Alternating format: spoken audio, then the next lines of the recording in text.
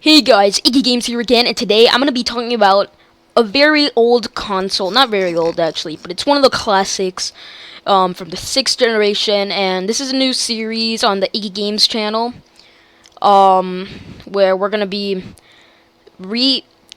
talking about consoles from each generation and basically just a whole recap of each generation. Well, not now. We're not gonna be doing each generation. I'm only gonna be doing the 6th, 7th, and 8th because 6th is when I was born around when 6th was about to end, and like when 7th was like about to begin. So that's when I was born. So yeah, we're keeping it Iggy style. So yeah. Anyways, guys. So today we're gonna be talking about the PlayStation 2.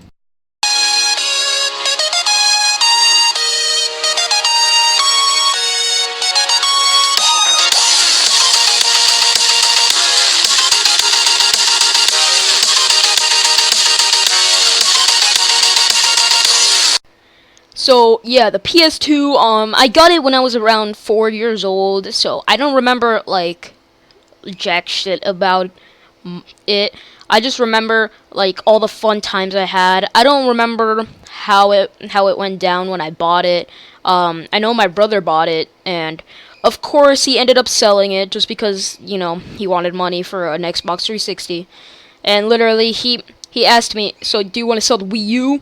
I mean, not the Wii U. So you want to sell the GameCube or the PS2, man? Because we're getting a new Xbox 360.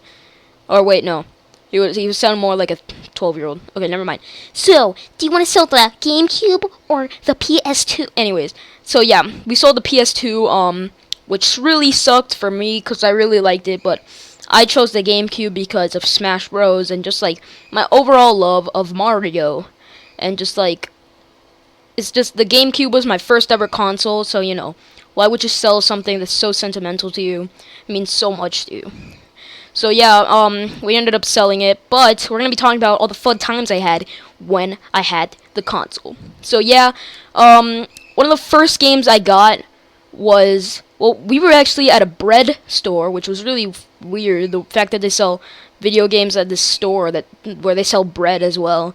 And the game that we got was Crash Bandicoot, and it was this like weird bundle thing where it came with like 3 different games, and it came with Crash Bandicoot, and like it came with a racing one, and it came with like an adventure one, and it came with another one, which I kind of forgot what it was.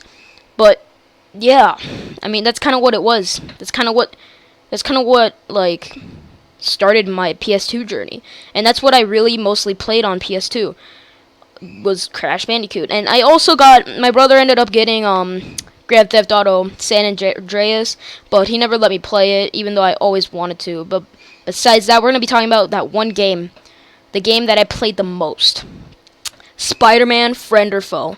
For God's sakes, dude, this fucking game looked amazing when it first came out. Just the game in general looked fucking amazing on the PS2.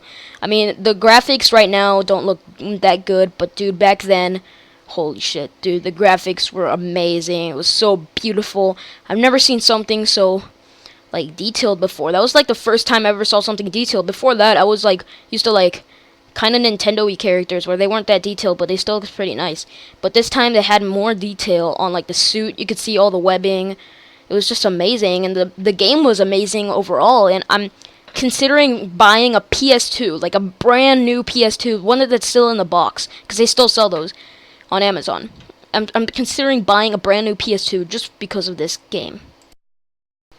So yeah, guys, I mean, the PS2 had a big influence on me. This is kind of what started me getting really addicted to video games. Besides the GameCube kind of just like jump-started it. The PS2 kind of made it even further and made me even more addicted to video games. And then we ended up selling it, which I already talked about earlier in this video, which sucked. But now we're going to be talking about the advertising strategy that Sony used to advertise the PS2. Now, the advertising strategy that they used for the PS2 that made it sell so many units, it's literally the best-selling console to this day. Over 150 million PS2s have been sold as of 2000, basically. It came out in 2000, and it even lasted 13 years, all the way to 2013, which is really impressive considering it came out in 2000. But yeah, the PS2, when I got it, it was about like 4 years old, so it only had like a good year and left in it. But the advertising strategy that the Sony used was just fantastic. They basically said in their commercials, this is basically kind of what they said secretly. Like they didn't say it exactly like this, but they said it more. They said it more like advertising, like you can do this on this and this on the PS2. No, but this is what they. This is basically what they meant. You can play DVDs on this. Remember VHS tapes? Those are old news.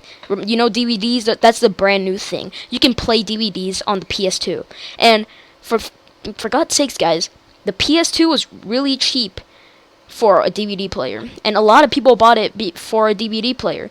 And gaming was kind of just like it's like little side thing for most people because that's the way they advertise it. They advertise it for people. They showed some gameplay and they were like, and you can play DVDs and enjoy your favorite movies. No more VHS tapes. Blah blah blah. Stuff like that. I mean, that's basically how they advertised it, which was fucking genius, and I give them props to that. And the PS2 is kind of what led Sony to their doom with the PS3, because the PS3 did not do that well.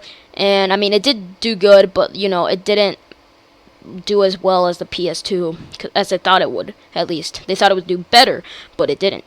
And that's what a lot of consoles, like a lot of companies make that little slippy slope. They go through that little slippy slope, if that makes any sense. That sounded like important, but they go through that every once in a while, every 3 consoles. Because like the first console did okay, the second console did amazing, third console does shit because they thought that they would get them back automatically because the other console did so good. That's kind of what's happening to the Xbox One third console, even though it's called Xbox One, which is fucking stupid. But we're not gonna go into that. I mean, it's not a massive flop. They did a complete 180, but it didn't. It's not doing as good as like the 360 or anything. And then the PS3, boom, fail. I mean, they did a complete 180 as well as the Xbox, just like the Xbox One. The Wii U, boom, fail. N64, kind of fail. But that's kind of how it went. So yeah, the PS2 is just, it sold so many units. It did so many, and this is kind of what led to the PS3's doom. So, anyways, guys, I'll see you guys in the next recap, and the next recap is gonna be of the GameCube. So yeah. Anyways, guys, this was Iggy Games with IF Entertainment, or Iggy Films, whatever you want to call me. Iggy Games, Iggy Films, IF Entertainment, Iggy, Ignacio, whatever, man, whatever floats your boat. Salad Boy, I don't care. I go by many different names. But yeah. Anyways, guys, this was Iggy Games, and I will see you guys later. Subscribe.